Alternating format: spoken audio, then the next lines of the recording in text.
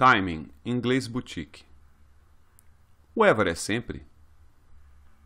É muito comum quando aprendemos inglês, ou mesmo quando ensinamos inglês, pelo fato de só utilizarmos o inglês em sala de aula, é muito comum que os alunos associem a palavra ever ao oposto de nunca, ou seja, sempre, porque eles associam never, nunca, ever, sempre. Quando não é isso, eles associam o uso do ever unicamente ao tempo verbal present perfect. Por quê? Era muito batido, e sempre é batido nos cursos de inglês, perguntas como Have you ever been abroad? Have you ever eaten caviar? Have you ever seen a UFO, um disco voador? Ou seja, o ever ele é mal utilizado nos cursos, devido ao fato de só podermos falar em inglês, os alunos só poderem pensar em inglês.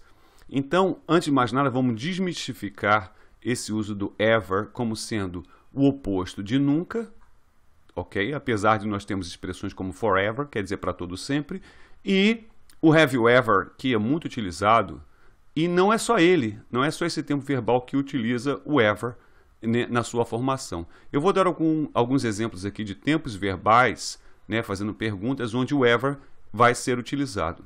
Primeiramente, vamos ver o caso do uso no tempo presente, no simple present, quando nós queremos dar um sentido de ter o hábito de, ou se isso acontece alguma vez na sua vida, na sua rotina, por acaso ou porventura.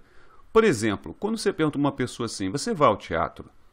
Essa pergunta, ela guarda um sentido de saber se a pessoa tem por hábito ou tem, se porventura isso acontece alguma vez na rotina dela.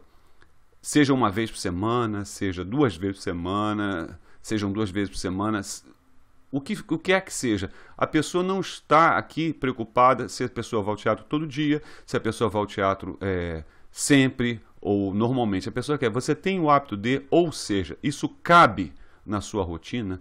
Quando a pergunta for assim, for feita dessa maneira, você deveria usar o ever, como Do you ever go to the theater? Ou seja, isso cabe na sua rotina?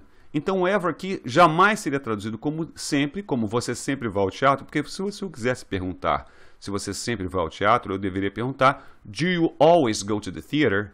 Quer dizer, você sempre vai ao teatro, por exemplo, Do you always go to the theater on weekends? Você sempre vai ao teatro nos finais de semana? Seria diferente. Mas às vezes a pessoa pergunta, o ever, quando eu falo em alguma vez, as pessoas pensam em algumas vezes, que seria sometimes. Então aqui assim, do you sometimes go to the theater? Você às vezes vai ao teatro?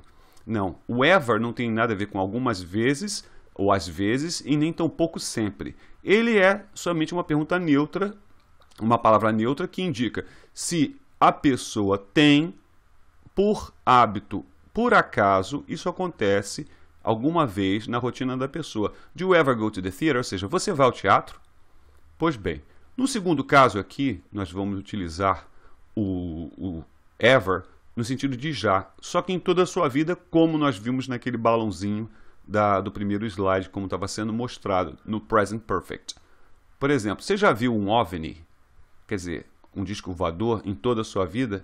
Essa pergunta é mais do que batida nos cursos de inglês. Ou uma outra também que não é tão batida, uma frase que assim, é o melhor filme que eu já vi, mas assim mesmo as pessoas já viram essa frase. Então aqui, esse já em toda a minha vida, vai implicar o ever. No caso aqui, com present perfect, have you ever seen a UFO? Então ever aqui está significando já. E aqui, o melhor filme que eu já vi em toda a minha vida, que seria It's the best film, or the best movie I've ever seen. Ou também, como muitas pessoas utilizam, principalmente americanos, It's the best movie I ever saw. Ou seja, eu uso o simple past como deveriam usar o present perfect. Mas tudo bem.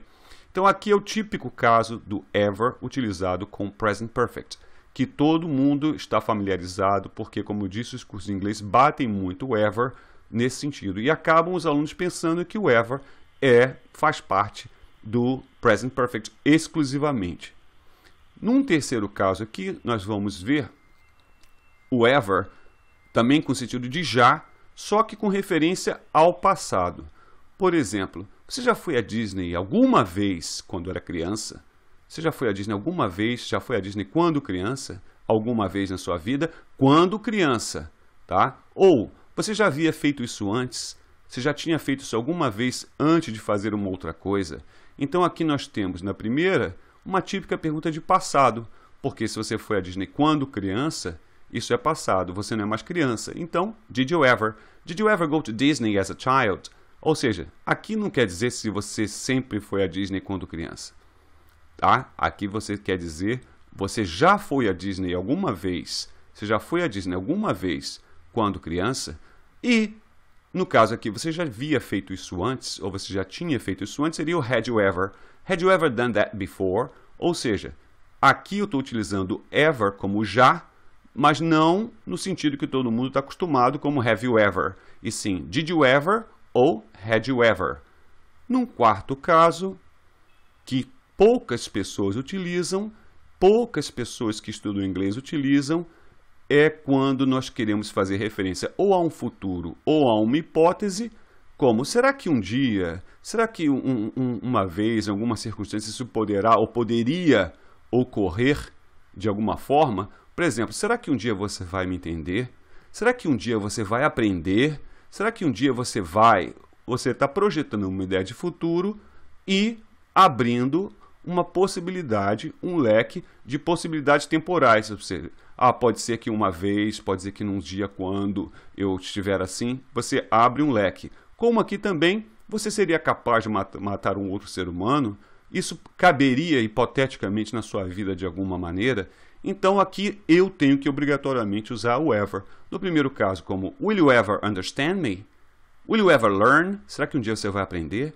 Will you ever understand me? E você seria capaz de matar um outro ser humano? Como, já que é uma hipótese, eu uso o would. Então, would you ever kill another human being? Ou seja, você seria capaz, isso caberia de alguma forma numa hipótese para você? Would you ever kill another human being? Will you ever understand me? Então, observem que nesses 4 exemplos que eu dei, esses 4 casos, o ever foi utilizado por todos os tempos verbais, ou uma grande parte deles. No presente, com do you ever, com did you ever, com have you ever, had you ever, will you ever and would you ever. Ok? E agora, para finalizar, algumas expressõezinhas básicas, poucas, utilizando o ever. O forever, que todo mundo conhece, que quer dizer para sempre ou para todo sempre. Né? O ever since, que é desde então, marca um ponto. Desde então isso tem ocorrido. Ever growing, como uma coisa que é crescente, ela sempre vem no crescente, vem crescendo desde então. E ever before, como jamais antes. Ok? Jamais antes na história desse país, alguém botou um vídeo assim, ever before. Ok.